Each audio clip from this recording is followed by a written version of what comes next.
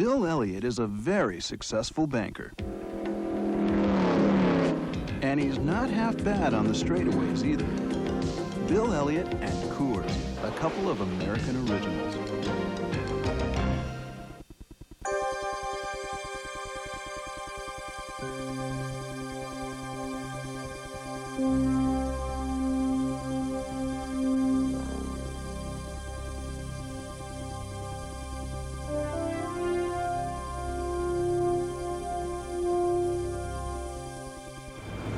The North Carolina Motor Speedway at Rockingham, a track with many historic moments. In 1965, Curtis Turner won the first race here. And in 1973, I clinched the Winston Cup Championship here. That's certainly a race I'll never forget.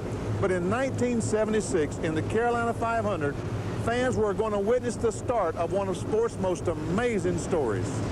As we look at the starting lineup that day, we see Dave Marcus on the pole in the K&K Dodge. There's Buddy Baker, Richard Petty, David Pearson, even old BP starting 7th next to Cale Yarborough. As we scan down the lineup, there's a name we haven't seen before. Back in row 17, number 9, Bill Elliott from Georgia in a Ford. Bill would only make 32 laps that day before dropping out with a broken oil pump. Now his car is owned by an oil pump manufacturer. He finished 33rd that day, earned $640. But little did anyone realize we were watching one of sport's amazing stories. Bill Elliott has gone racing into history.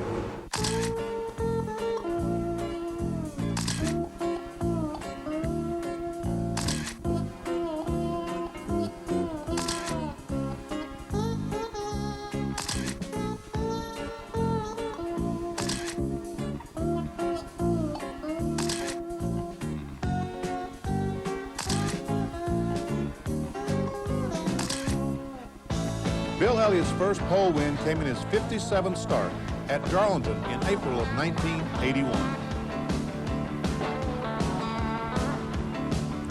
Bill's first win came at Riverside in November of 1983 in his 116th career start. But his big payday came in 1985. Bill Elliott is going toward immortality. Bill Elliott gets the checkered flag.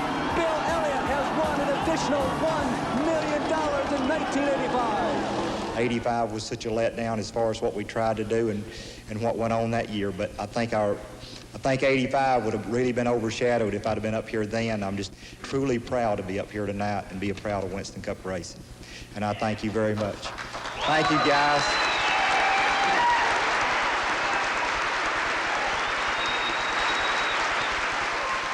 That's February the 29th, 1976. Your first Winston Cup race. Do you remember anything about that day? I was a little green. A little? Needless to say, a lot. You know, we'd been to Atlanta, and we didn't make the race. We came to Rockingham, and we thought, well, you know, there probably wouldn't be as many cars in Rockingham, so we'd be in Atlanta, we'd have a better chance to make the race. So that was when they had three-day qualifying. They qualified on Thursday, Friday, and then Saturday they took 6 cars. They started 36 cars. So we missed it the first day, we missed it the second day, and the third day there were several cars running, and we ran well enough to be 33rd, so we felt like we were, you know, just tickled to death. And I can remember whenever we went, we were so excited about getting in the race. You know how when you qualify, you cover up the oil cooler. You block all your front end off. Well, we forgot to even unblock the oil cooler. We were so tore up during the race. We had to, on one of the pit stops, we came in and undid the oil cooler, but we didn't run a lot. We ended up, an oil seal came out of the oil pump and it started leaking, and we ended up having to fall out. But it was an interesting deal. How did your father get you started in the racing business? Well, my father had cars and never drove himself. Just if he'd put a car together, have a bunch of guys put a car together, and they'd go to Daytona and run a sportsman race, or they'd run something. You know, he spent a lot of money, but he never did go anywhere. You know, they'd run good every now and then, and we got some old race cars around there that I couldn't believe anybody drove. But, you know, at that time, you know, in the early 60s, it was when you'd take a stock car and haul the inside out, take all the interior and all the stuff out, and put your roll cage in it. You know, and beef up the suspension, and that's the way you go to Daytona. Get you a big engine from somebody and we're ready to go race. But it's not like that anymore. How many Winston Cup races had you been to before you went to the race at Rockingham? Didn't go to any. The only race I can remember going to was Atlanta. It had to have been in the late 60s. And I can't remember if I was there during the race or went down there after the race and got a car. I can't even remember the circumstances. But you really were not a Winston Cup fan until you started driving in Winston Cup. I remember going to Lakewood when it was dirt, and it must have been about 68 or 69 when Tom Pistone and somebody else was racing. And one spun the other, and out. I think Pistone won, but it's like I said, that's been centuries ago. I'm sure you're talking about keeping a race car when you were 16. So race cars has gotten in the way of school back in your teens, I guess. Kinda. Did sometimes wish that you'd have spent more time in school and less time on the race cars, or are you very happy the way it turned out? Well, I just wish that I would have applied myself a little better, as far as, making sure you did the right things when you was in school. I go sometimes and talk with the kids at school, and, you're trying to tell them something, and they say, oh, he don't know anything. They got it all figured out, but they hadn't got anything figured out, Just like we had it all figured out at that age. Exactly. It's the same thing, Times change, situations change, but it's still basically the same. The problems with the society this day and time, that there's so much pressure, there's so many more things to do, and so much emphasis is put on things, just like athletic sports. Used to, it wasn't so bad if your high school lost the ball game, or, you wasn't that good a player. But now, each high school, they push the players. They got to be the best. You got to be at your best at everything you do. And there's a lot of pressure on kids today.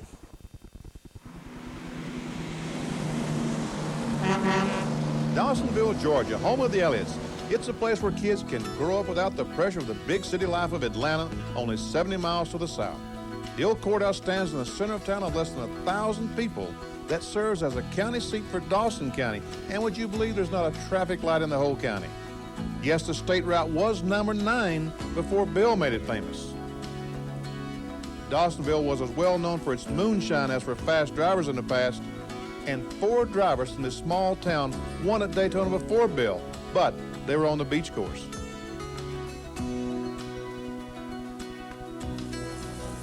There's no visit to Dawsonville complete without stopping by the Dawsonville pool room and saying hello to Gordon Perkle, who seems to have a fascination for Bill Elliott.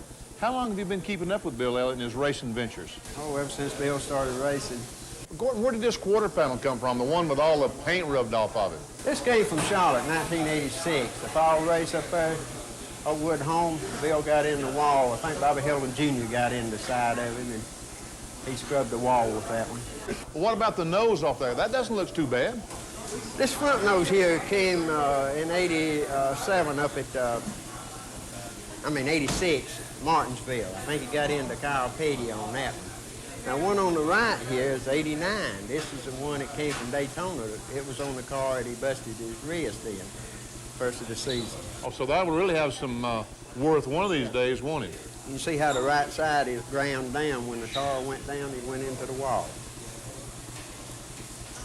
What about, I see you sell a lot of souvenirs here. Do you have people stopping in, or just how do you sell all the souvenirs? Yeah, most of it is people coming through seeing Bill Elliott's hometown. We've had every state or unit in the nation to sign their register here except Hawaii. Have about 10 or 12 different foreign countries people represented. Just came by Dawsonville to see Bill Elliott. Bill Elliott. During the World 600 in May of 1982, racing fans set up and said, "Hey, who's this Bill Elliott?" including race winner Neil Bonnet. I'll be the first one to tell you Bill Elliott's car was exceptionally strong. He could snatch me right off the corner and made me have to work awful hard, and he did one heck of a job driving a race car. We were lucky to win the race. Richard Petty is the leader. Bill Elliott right behind him. Here they come toward the 4th turn, and the start-finish line coming up. Bill Elliott will make one desperate attempt as he goes to the inside. Richard Petty holds him off. Could you feel the heat of Bill Elliott on your back bumper toward the end of the race? Man, I guarantee you I did. I'm glad he ain't got any more experience. He'd have been a lot tougher, I'll tell you that. I did everything I could do, and I just couldn't do it. Someday. Well, I'll tell you what, seems like it's getting farther and farther away. How many seconds did you have before you win? Is that a pre-requirement? You just got to run second for a dozen times before you win? I don't know. It's just something that happens. You know, you got to put yourself in a position and win, and sooner or later it'll come along. But Riverside, November 1983, the first time you won. You remember that day? shoving you out of the way. Yeah, you remember that? Everybody says I turned you, but I don't think I did. What do you mean you didn't? Well, I got excited. I couldn't help it. But it was a I big confess. win. It was a big win for you, wasn't it? It was. So, but I'd run good all day, and that was the whole kicker to the whole deal. Is the first time I went to Riverside, I ran well, and like I said earlier, 81 we run a few more races. In 82 we ran like 20 races. You know, and in 83 we started running all the races. We had a bunch of second place finishes throughout 83. And then going into Riverside, I'd run good the times that I did run Riverside, and we were running real well that day. And whenever it was getting down about 10 laps to go, and it seemed like Richmond and Darrell spun out together. They were, one of those two were leading, and you were third and I was fourth.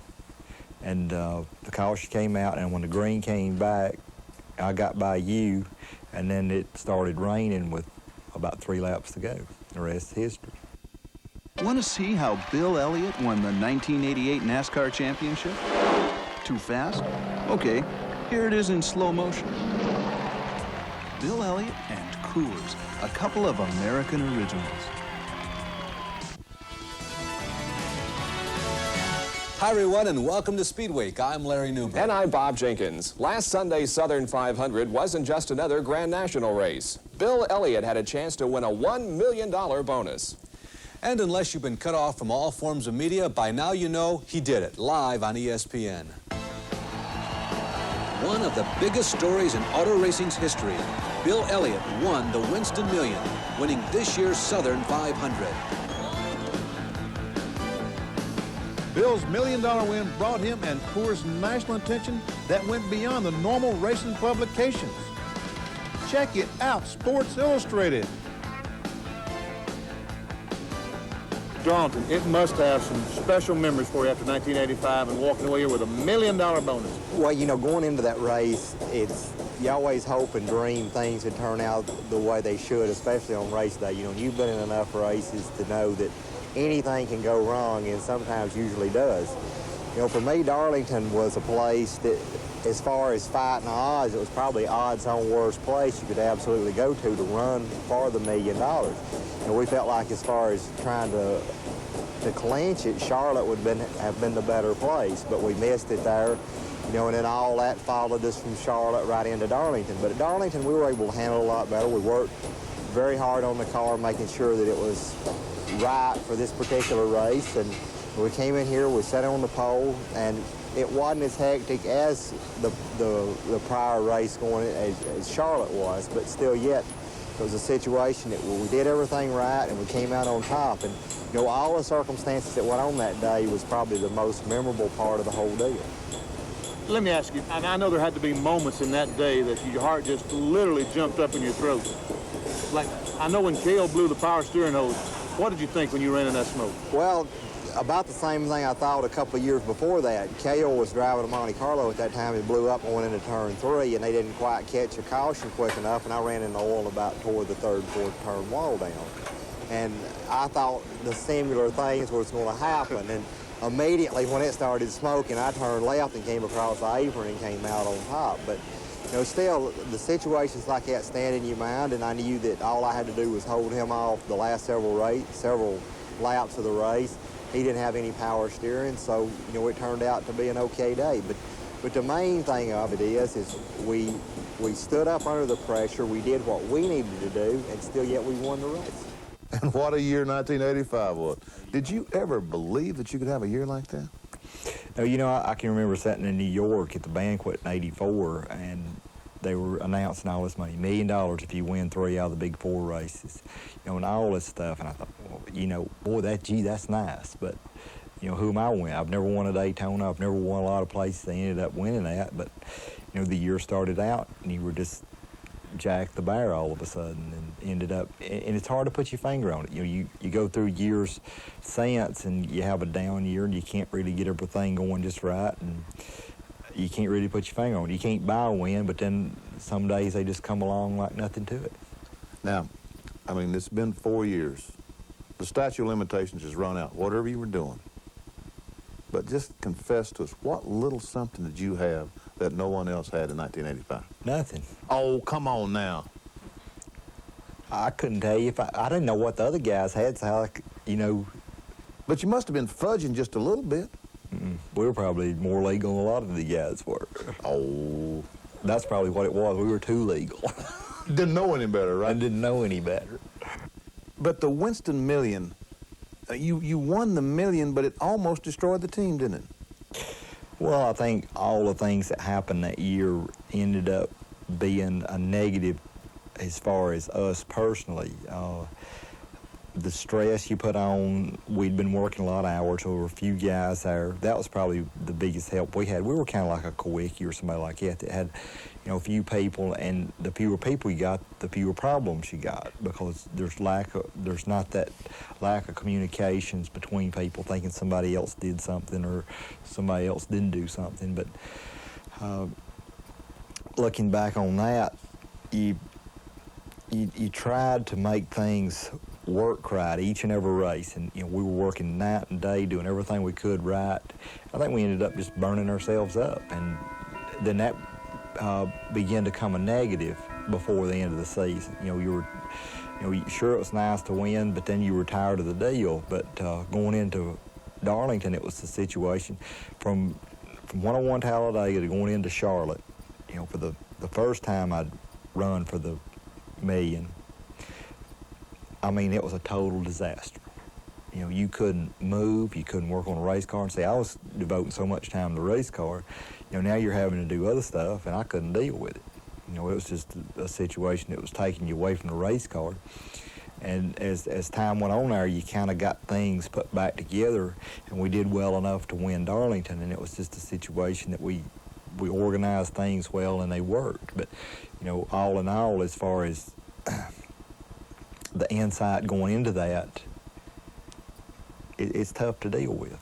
But then you won that battle, but for the championship, you lost the war. And what I meant was, at Southern 500, you peaked too soon. You said, we've won. We won the $1 million, but then there was a letdown. It wasn't that. It was, you know, go to Martinsville. I was running 5th in the race, pretty late in the race.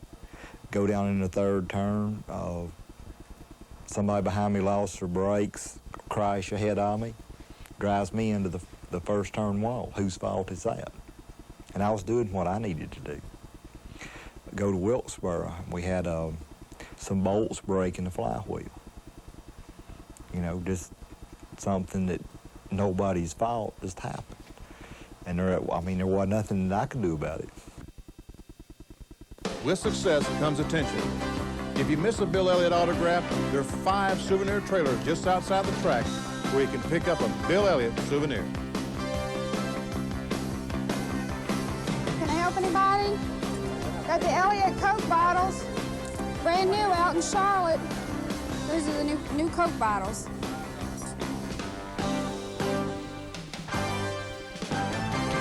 Not everyone roots for Bill.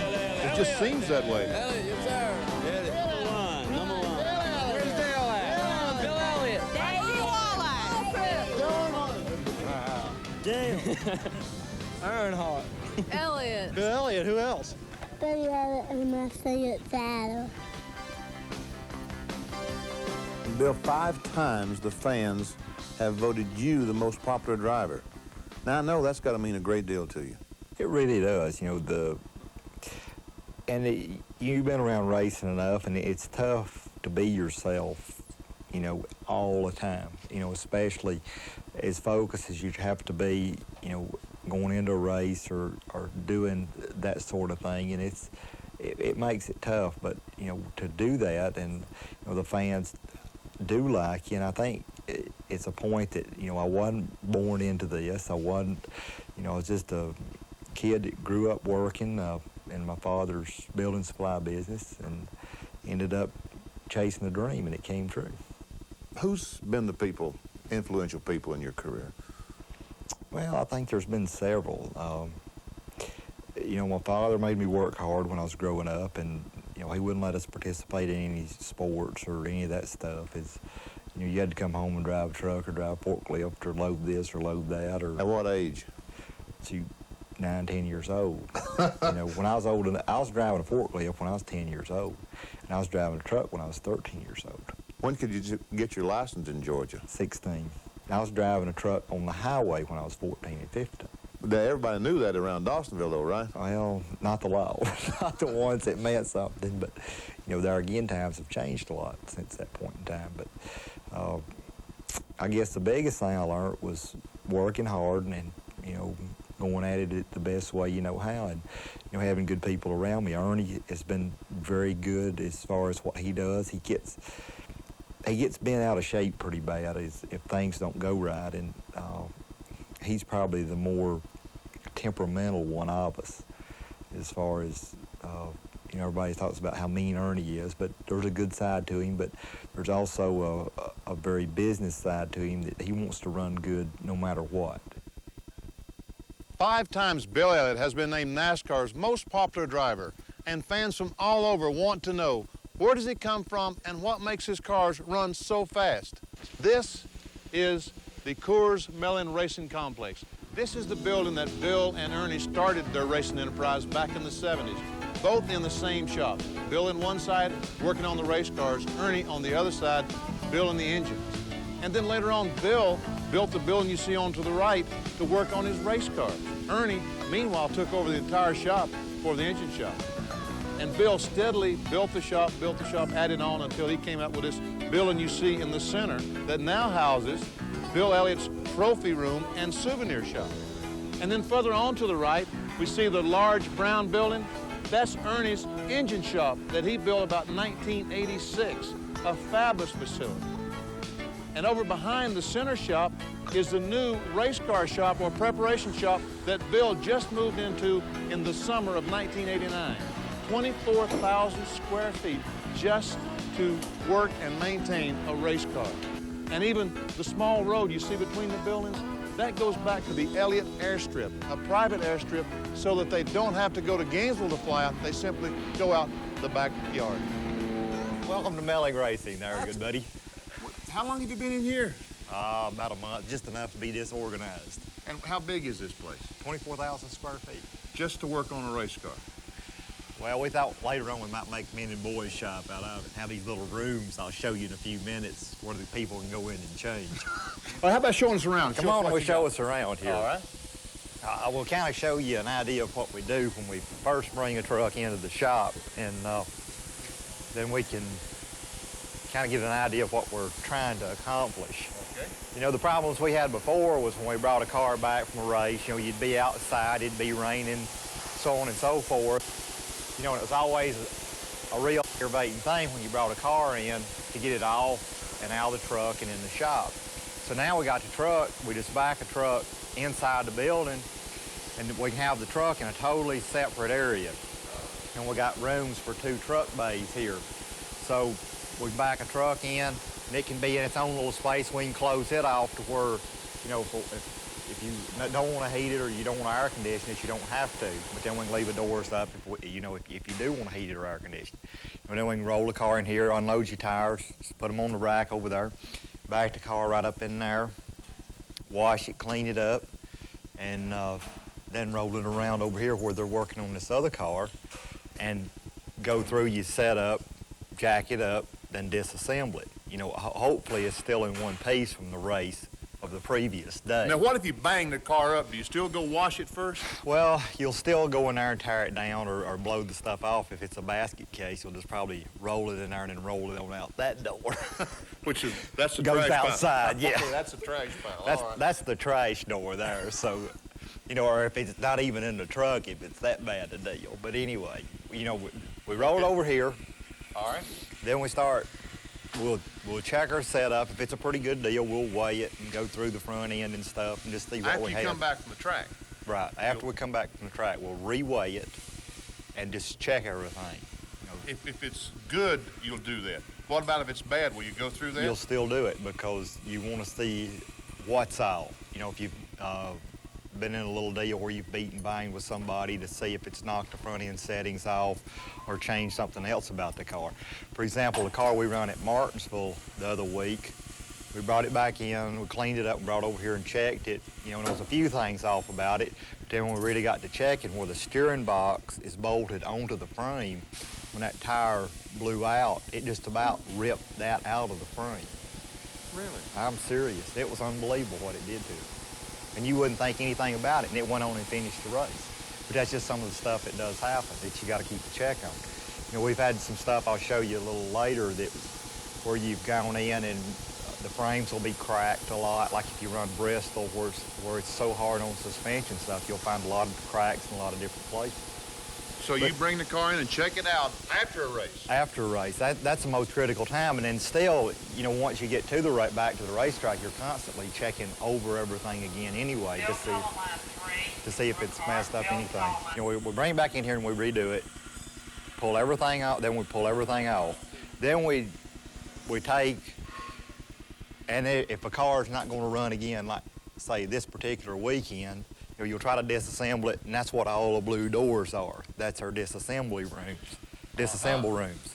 In other words, when you take the parts off the race car, you put them in a room.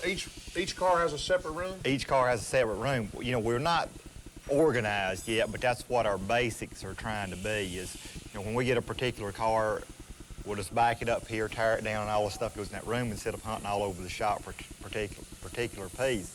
That's what our problem was with our other shop. It was so small and so disorganized. I built a 5,000 square foot building, and I thought, well, maybe this will be big enough. And then the more cars you got and the more people you got, it wasn't big enough. And I kept adding on, and I just got in a situation to where it was so disorganized because all it was a bunch of add-on. Then I came in here, and we sat down to lay the plans out for this place. I got everybody together and say, okay, what do we need? You know, and we all talked about it and hashed it over, and we needed a centrally located place like where the parts room and where, you know, our Magnaflux and sandblasting machine is, where everybody can get to it, you know, not have it in one corner of the shop, you know, and in the shop try to get set up to where you have your areas that you don't use the farthest away. So, and this is what we came up with. Now, you talked a little bit ago about coming back and checking the car out. Right. And making sure that it's the way it's supposed to be. Now, where is it, I mean, do you have the infamous black book, or is how it's supposed to be? Is that on computer or in a black book, or is it just in your head? Just, all it is when I go to the racetrack, I'm looking for a feel.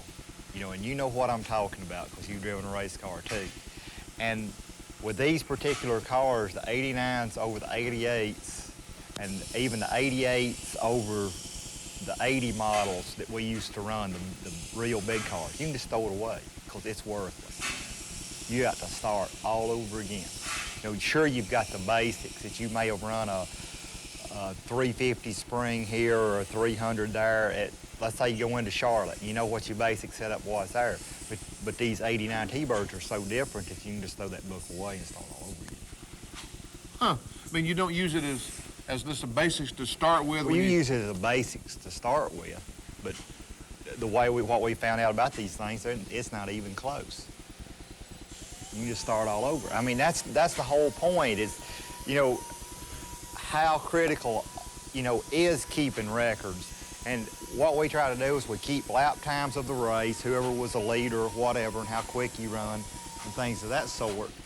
But as far as your setup and what you ran that particular time, just for an example, if we'd have run Wilkesboro when it was supposed to have run, the tire stagger is constant. With a radial, you've got what you've got. It's got no stagger in the rear. See, so what I might have liked is an inch stagger in the rear. Now I've got to work around that because you have no stagger in the rear, and it just causes more problems.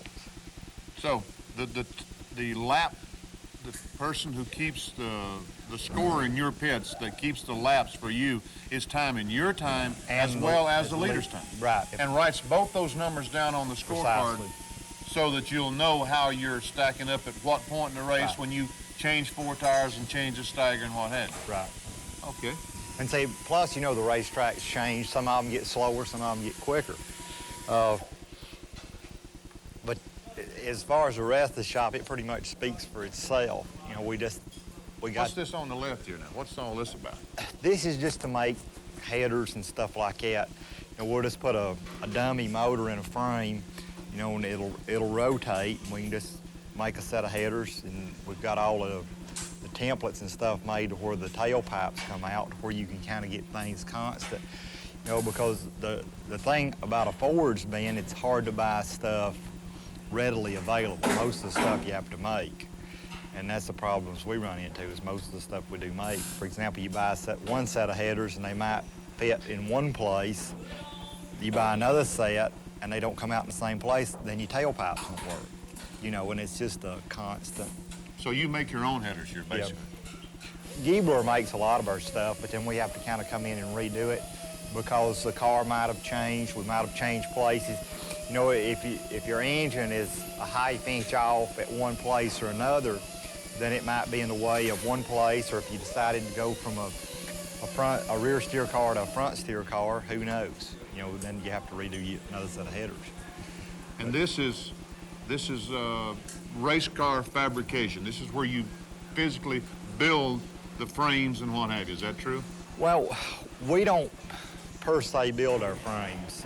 We may start at some point in time. I know Richard Childress and them do, but we don't. We buy our chassis either from Banjo Matthews or Mike Laughlin, whether it be a front steer or rear steer. Primarily we buy our rear steer stuff from Banjo, front steer stuff from Laughlin. So why the surface plate? Is this?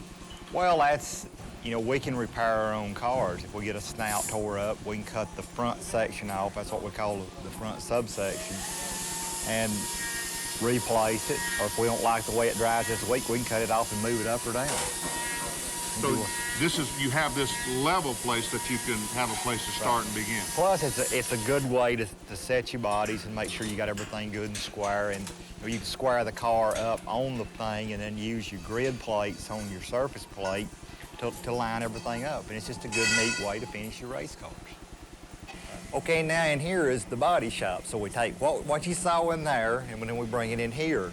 And we've got 3 bay rooms that we bring the cars into. You know, hopefully you're not 3 behind, and then paint the cars. And it's the dirtier part of the shop, so we got it in one corner. It's hard to keep a body shop clean. So this is where you apply the filler, the Bondo, the filler, put the paint on and whatnot. Right. And then whenever it gets done in here, we'll turn around and take it right back in there to finish it, to bolt the windows in, to bolt the suspension under it. And then when we get down there, then it'll go back to the setup area. I mean, we're constantly trying to do everything. I mean, I think we've got as good a shop, probably better than the majority, probably one of the best on the circuit as far as I'm concerned, what I've built here. I don't know of anything I really need to do any differently. Okay, what about your parts room? What kind of inventory do you have? Do you have any idea what the inventory is in here? Dollar figure? There's no telling, Dennis. This place is, you know, Harry gets a little excited every now and then when he sees them. Harry Mellon? Yeah. But, you know, we have got a lot of inventory here. We got a lot of stuff. You know, it's unbelievable to go over to the engine shop and see what they've got.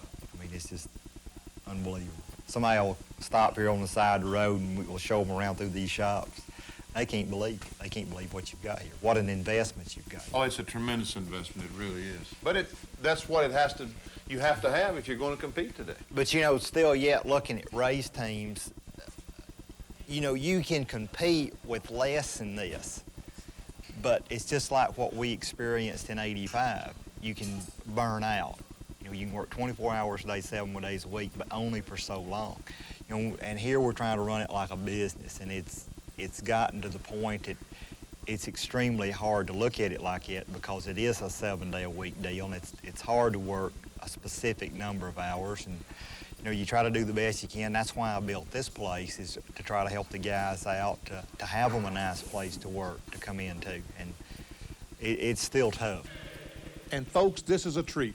Right across the parking lot is Ernie Elliott's engine shop. Okay, Ernie, this is where it all starts? Yeah, this is the room that basically the engines are started in. Everything here is very rough. It's just like it comes out of the box from Ford.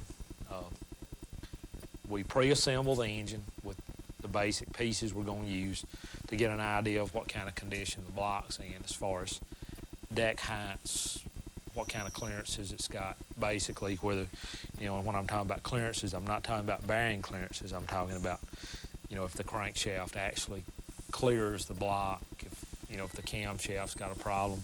Sometimes you have a situation where they cast these blocks, there may be a little flashing hanging down, you know, and actually rub the parts. So you put the engine together here with just old junk bearings to check everything and make sure everything rotates properly and get your basic clearances. And then once you have done that and you've determined it's a good block and it can be used, then it's disassembled, carried into the grinding room, and all this is polished, cleaned up. All the bolt holes are tapped and deburred. All the oil holes are reamed. The basic preparation for doing the engine. Okay, now a lot of teams buy their cylinder heads. Do you buy your cylinder heads, or do you make your own? Both. You do? Where's the headroom? This is a headroom next door. All the head grinding's done in there. It's all done in this one area. Okay. Now, oh, I see. Okay, now these are just grinding booths, and in other words, you put a cylinder head on this. Put a cylinder head on this block, on this wooden block, and you can just throw it around in every direction. Just have at it. And grind away. Grind away. Now, and then once you grind for a while, then you take them to the flow bench, and that's... Yeah, this is the flow bench here. And here's where you do your finished cylinder head work. You bolt the cylinder head to this part. To that surface. And blow air through it. Yeah, depends on what you're doing. If you're flowing the intake, you pull air through it. If you're doing the exhaust, you blow back through it. I got you. So in other words, basically it simulates what the cylinder in the engine would see. You're not in a situation that you're trying to blow down through the intake manifold. That way you'd be doing everything backwards. You're actually doing it, you know, like the engine was pulling a vacuum on the cylinder. Once you get that done, you take them into the assembly room and put them together, right? Well, it depends, yeah. If they're good, you take them to the assembly room. If they're bad, you take them to the back shelf. All right, now, Ernie, we've worked on the parts, and we're going in the hospital, right? Is this what this is? Yeah, this is a clean area. This is where we assemble the motors. Now, what do we do in this room? This is bearing fit. This is where we fit the rod and main bearings. Everything's done in a controlled atmosphere. And we use, instead of using a standard mic like everybody's used to using, we use air gauges, which basically has been used in Detroit for years. And you actually fit the size of the bearing by a precise amount of metered air. In other words, you take the inside diameter of the connecting rod, for instance, and take the bearing shell that you would use and put on those air gauges, and it would tell you the clearance that you're going to end up with between... Yeah, and it's a very precise method, because what it does, it eliminates the variances you get in different people using a micrometer. Because when I use a mic or you use a mic, we'll get different numbers. But when we use this deal, the numbers are all the same. All right, let's go down through the rest of the hospital wing. Now, what do you do in this room? This is engine assembly. There's 2 identical rooms, and this is where we assemble. This is where we assemble all the short blocks and all the complete motors. And once they come out of here, they go to the dynamometer? They go right on the dynamometer. Man. In other words, you sit at the console and use that lever over there and just... Yeah, this is the throttle. This is what you throttle it with. And then everything else is controlled on this dyno automatically. You don't have any water controls at all. You can run it manually, but most everything is done on an automatic test on this particular dyno. So all you got to do is just hit the throttle forward? All you do is punch the throttle and punch auto test, and that's all you have to do. It does the rest. Wow, what a piece of equipment. And when you're finished, it gives you a printout that tells you? Yeah, you get a printout of all the, of all the information that you want. It gives you all the vital statistics of the motor: oil pressure, oil temperature, water temperature, fuel temperature, air inlet temperature. It'll give you all your torque readings, give you your horsepower readings, exhaust temperatures, even how much timing you've got in the motor. It'll read it out in number of degrees at each RPM point. We can record up to, with the machine behind you, we can record up to like 140 engine functions. And we can do that 4, 5, 6 times a second. The drive line is another integral part of a race car. Dan Elliott does the rear end and transmission work. And let's visit with Dan and see what he's up to. People keeps talking about gear ratio. We interview the driver and he'll say, I didn't have enough gear, or the engine blew up because I had too much gear. Is there any way to explain what they're talking about? Yeah, before the race starts, you can only judge in practice what gear ratio you're going to need. And there's a certain RPM level that you're trying to achieve.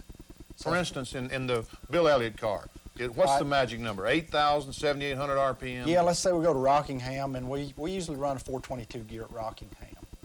Now 422 gear at Rockingham turns what?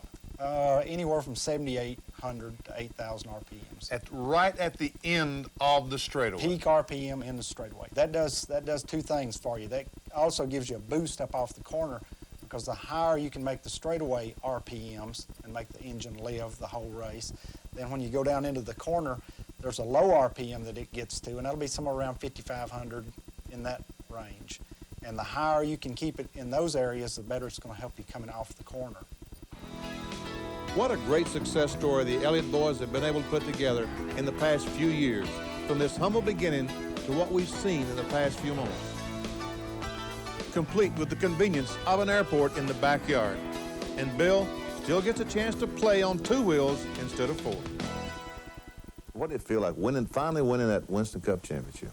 It was a great relief as far as what the team set its goals to do over the years. And I think if I'd have won it in '85, it'd have been real overshadowed. It wouldn't have meant as much to me as it did last year. And I think, going to New York with the attitude that I had, and feeling the way you felt about the way everything had gone.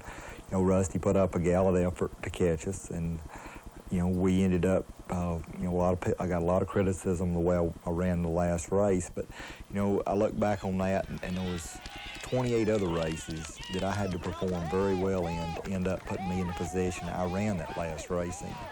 And I wasn't giving up those other 28 in that last 29 to lose that championship.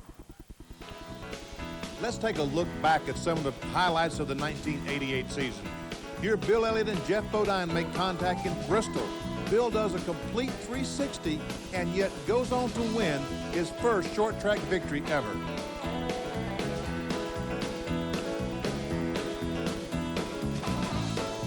Daytona Beach, Florida, the Firecracker 400. Bill starts 38 and comes on to barely beat Rick Wilson to the start-finish line to win.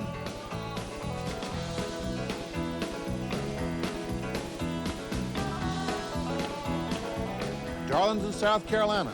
Side of Bill's many successes, here he holds off his nearest competitor in the point standings, Rusty Wallace, to win the Southern 500. The scene is set.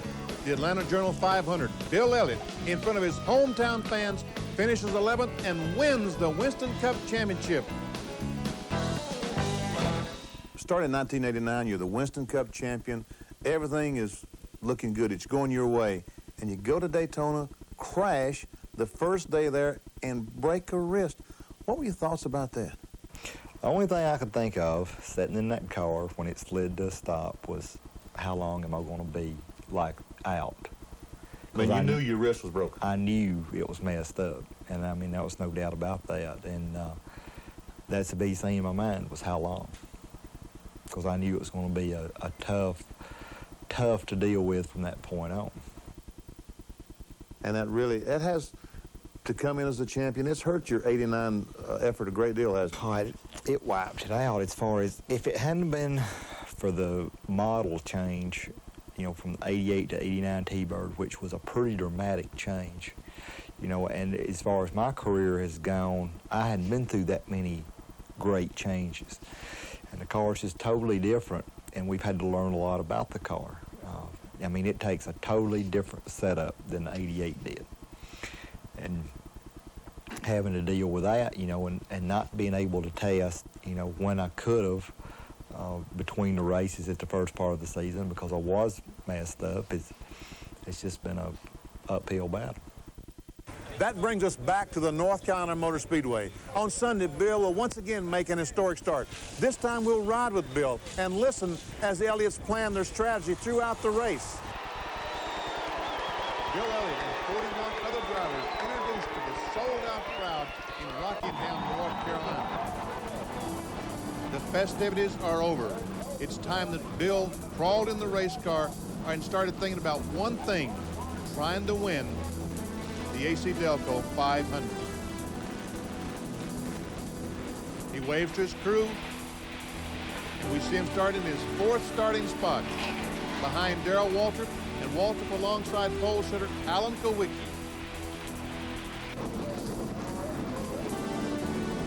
All Bill Elliott is thinking now is how can I get this Coors forward up front. See him moving the car back and forth, getting the tires warmed up for that first lap under the green flag. And let's listen to the start. Start in second gear. Third gear. Now fourth gear. And down in turn one behind Waltrip, pole sitter Kowicki gets the jump and takes the lead on the first corner.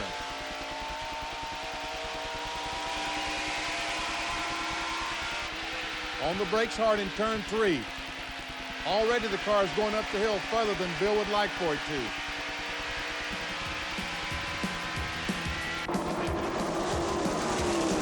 Elliott dropping back a few car lengths.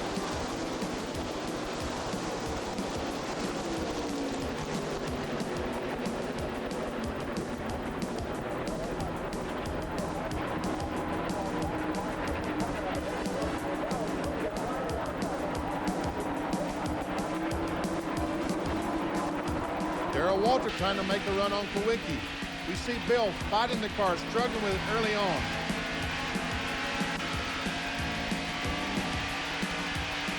And there's Walter once again looking on the inside of Kowicki, going down the front straightaway. Darrell Walter takes the lead, and Bill Elliott closes in right on the bumper of Alan Kowicki.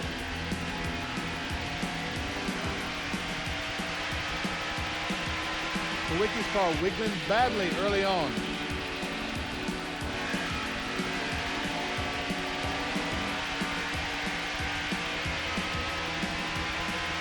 Bill takes a look on the inside of Kowicki.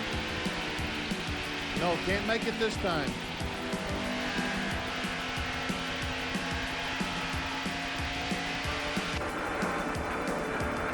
And here comes Dale Earnhardt, the Goodwrench Chevrolet on the inside of Bill. Behind those two, Mark Martin in the blue number 6.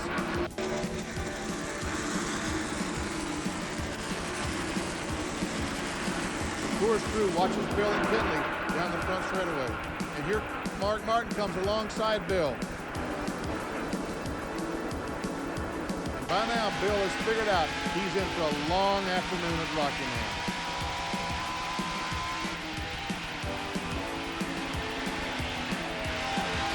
Side by side, just a few feet from each other as they go through the corner. And now it's inches.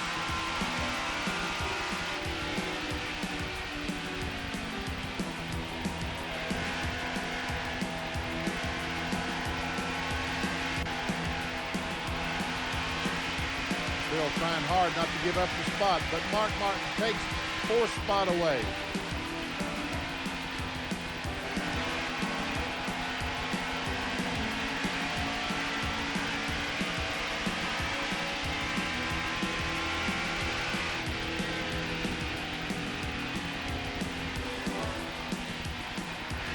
Now he's trying to figure out, what can I possibly tell the crew? What kind of change can we make on the pit stop when we get a chance to change the car and make it better?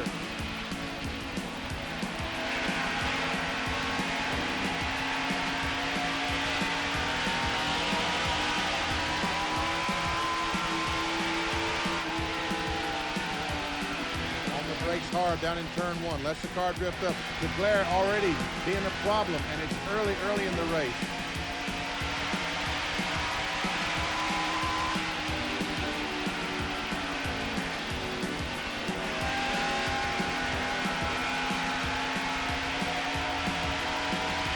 Rudd, the Quaker State Buick moves along and takes the spot away from Bill. Trouble in the backstretch. Jerry O'Neill spins coming off the 2nd corner. From inside Bill Elliott's car, we see him riding through the blue smoke of Jerry O'Neill's spin. This is what Elliott has been looking for, a caution flag to finally start making some adjustments to the car. Get on the radio and talk to Ernie and tell him what he wants.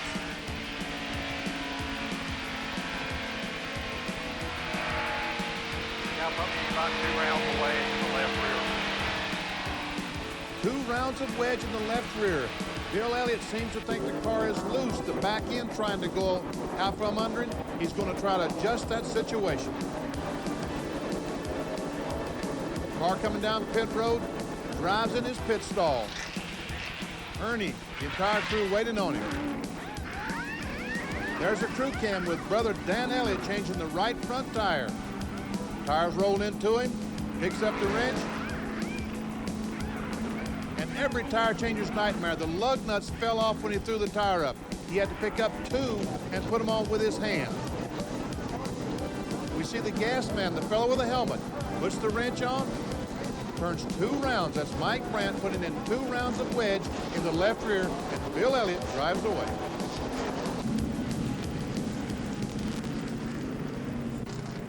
Picked up 20 pounds of pressure in the right front and 15 in the right rear.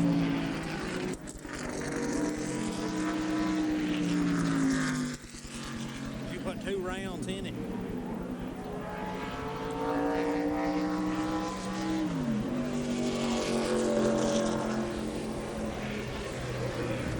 How many sets of tires?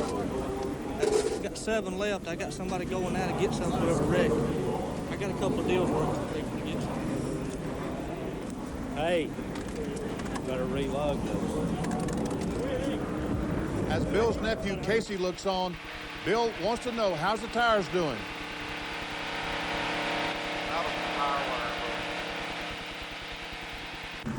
Use a quarter of a 32nd on the right and hardly none on the left.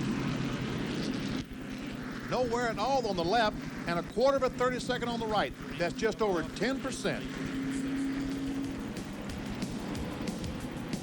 Ernie knows it's going to be a long afternoon.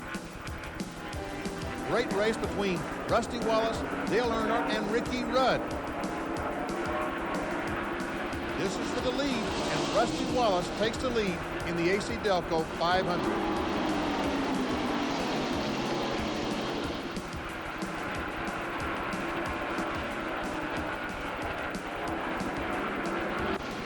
Jerry O'Neill once again gets together with Ken Schrader and spins. Bill Elliott drives down in the corner, sees the smoke, heads for the infield. And gets by without hitting a thing.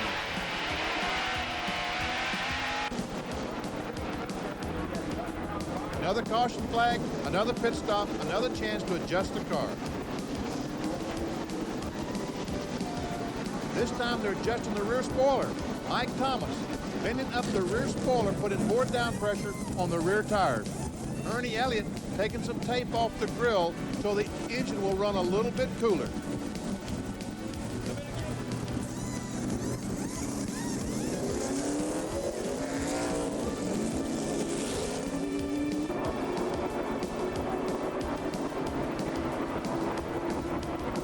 is back to 10th spot. Restart. Cars every place going down in turn 1.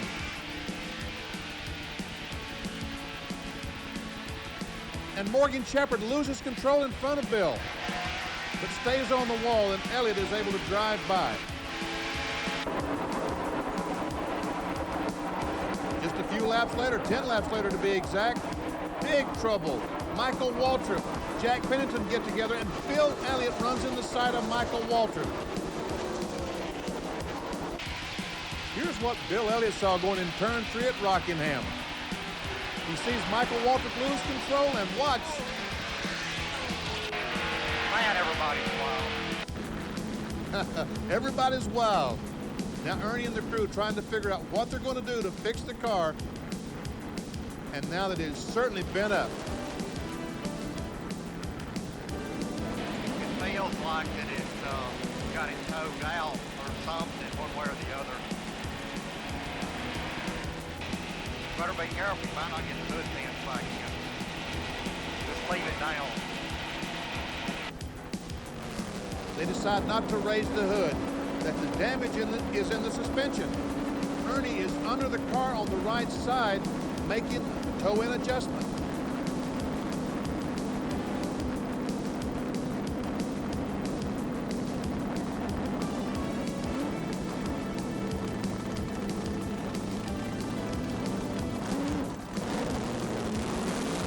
With a kick for good measure, the car drives away, and they tell Ernie, get up and get back in the fifth before somebody runs over you. And just 9 laps later, Jim Sauter loses control down in turn 1, and once again, Bill Elliott is able to go through an accident. It seems like everything that happens today is in front of our hero, Bill Elliott. Just a few laps later, Darrell Walton spins in turn 1. Davey Allison spins. Several other cars involved. Ricky Rudd gets ran into in the back of the car.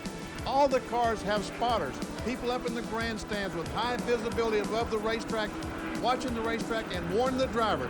Listen to Bill Elliott's spotter warn him. Easy now, easy up ahead of you.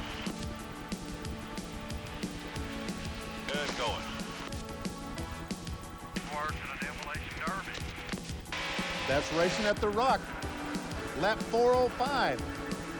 Harry Gant and Alan Kowicki get together, and Harry Gant hard in the turn 1 wall.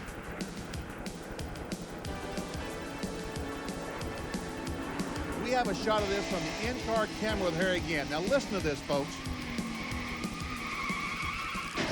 Oh, don't you know that hurts? See how much we shortened up that car? We'll check the back end on this car. He has no back end. Here's how it happened. Earnhardt and Rusty Wallace get together. Earnhardt spins. Wallace is able to go by, but Sterling Marlin comes along and knocks the back end completely off Earnhardt's car. With the caution flag out, the Elliots are planning more strategy. Ernie's got them huddled up. 4 tires, then we'll come back in and change the spring. They're going to change a right front spring. They're jacking both sides of the car up so if the right front will drop down, they can get the old spring out. Folks, this does not happen. You're in big trouble when you change a spring, but they have. We see it sitting right behind the jack. The Elliots had to get special permission from the NASCAR officials to use 2 jacks to make that spring change. And through it all, the Elliots have not lost their sense of humor. Well, it's a fine race. Yeah, we're having a great time. Somehow I don't believe Ernie, do you? It's 4.5 hours later. What started as a great day and victory aspirations did not finish that way. Bill Elliott is to finish 15th.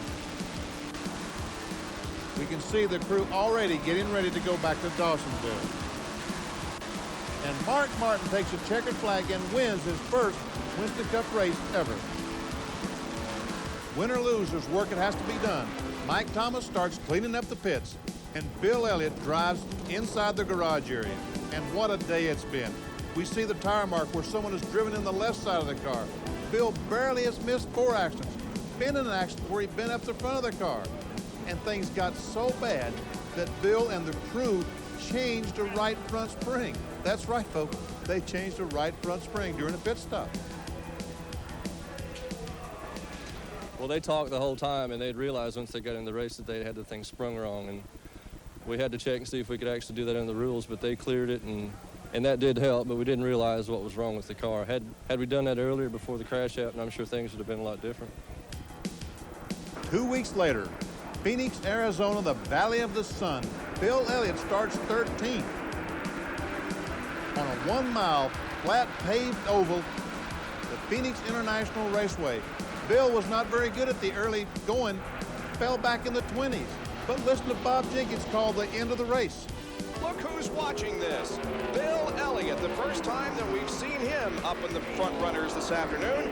Bill Elliott began this race from the 13th starting position. We're in the final lap as Bill Elliott from Dawsonville, Georgia, looks for career win number 32 in Winston Cup competition. He's through the dogleg on the backstretch, still maintaining the advantage with Terry Labonte, and there is Hut Strickland ahead of him. Here they come off of the 4th corner. Bill Elliott still with about 5-car length advantage on Terry Labonte. The checkered flag falls, and Bill Elliott wins the Autoworks 500. You remember that dejected crew at Rockingham a couple of weeks ago? This is the same group of guys with an entirely different result. Bill Elliott has won. All the work and the strategy they planned today paid off, and they're able to bring the car into victory lane. Whether it's for $1 million or a Winston Cup championship, victory is what it's all about. And Bill Elliott today will take the trophy home. It will mean as much to him as a trophy from Darlington, as a trophy from New York to Waldorf. Bill Elliott, winner. I'll tell you what, at the first of the race, I thought I'd be lucky to be in the top 20 at the end of the day. And, you know, the guys kept working. We never give up. We kept messing around with the wedge and messing around with Steiger. And as the day went on, the car got better and better. But I believe a track changed and just helped us. It just seemed like everything we did, you know, for our Thunderbird just made it work better and better as the day went on. And, you know, with the crew I've got and, you know, with the good help of Coors and Harry Melling up in Jackson, you know, without people like that, I couldn't be here. What if you could change something since you started? Would you change anything, or? It'd be hard to change anything, because everything was keyed on something else. I just wished I had somebody that could sit down and say, you know, like in '83 and '84 when you were running good, it could sit down and say, okay, this is what it's about, you know. That you need to try to focus on this, or you need to do that, and you know, kind of an idea of how to handle different situations. 'Cause man, I got thrown in situations I had no idea how to deal with, and being from a small town in Dawsonville.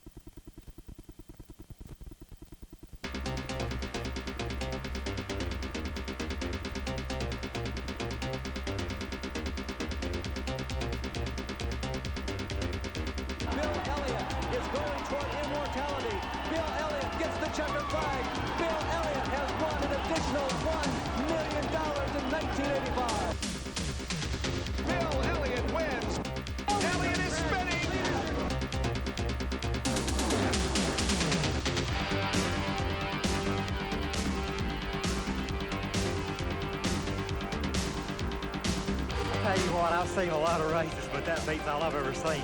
I'll tell you what, it feels good, I guarantee you that. Back again, it feels good. I think we're back 100% today, it showed. Melling, Coors, Motorcraft, Ford, all the people involved, you know, it's been a fantastic year. You know, we didn't win the race, but we won the championship, and that's all that counts.